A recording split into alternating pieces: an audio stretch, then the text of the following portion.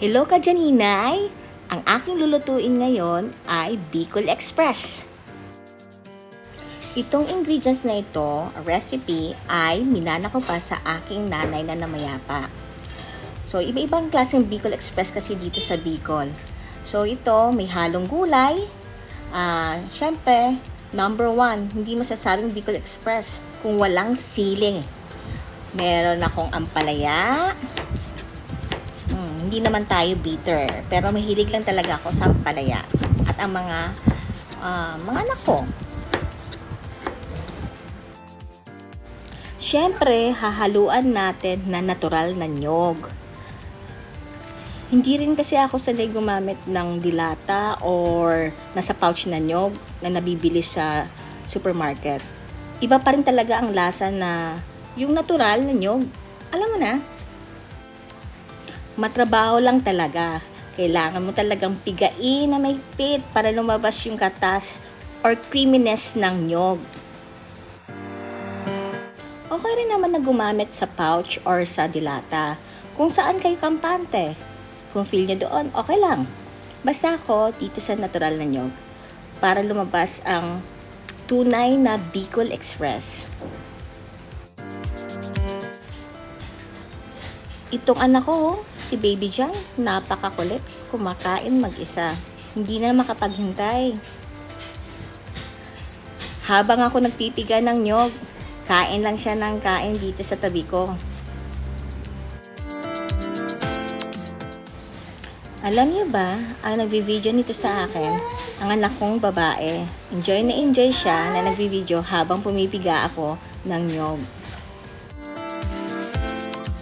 Yan na ang aking creamy coconut milk.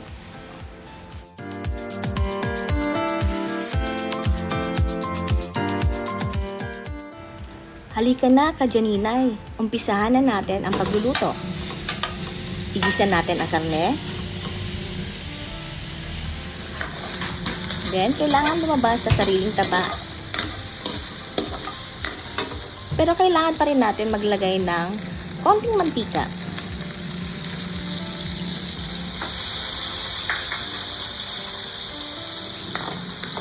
After natin masutay ang kamatis, hanggang sa lumambot siya,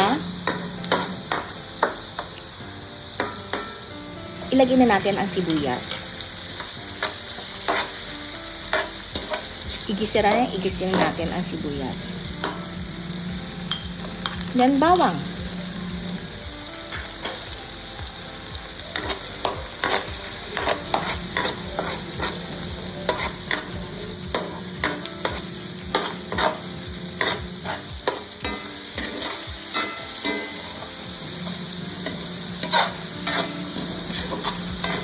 Isunod natin ang gata.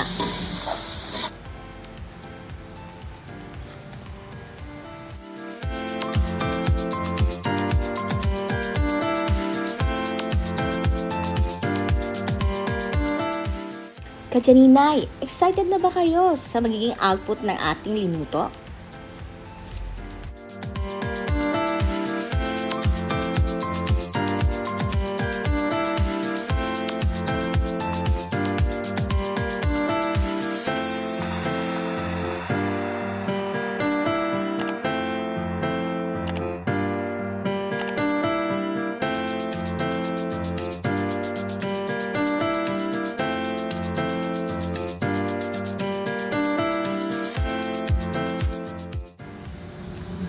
Hintayin natin kumulo ang gata. And then, ilagay natin ang dilis. Pwede rin ang kinapa, daing, or tuyo, or any dry fish. Pwede yon. So, kung anong available sa kusina nyo. Pero para sa akin, mas okay sa akin ang dilis. Alam niyo ba, ang wala lang dito sa ingredients ko, yung shrimp paste. Wala na akong makuha dito sa lugar namin.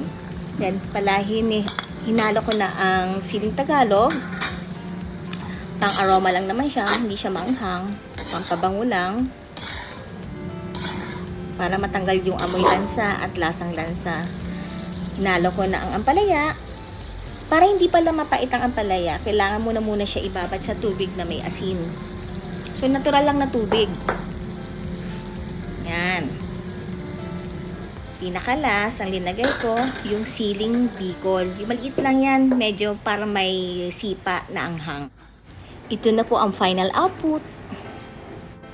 Try na!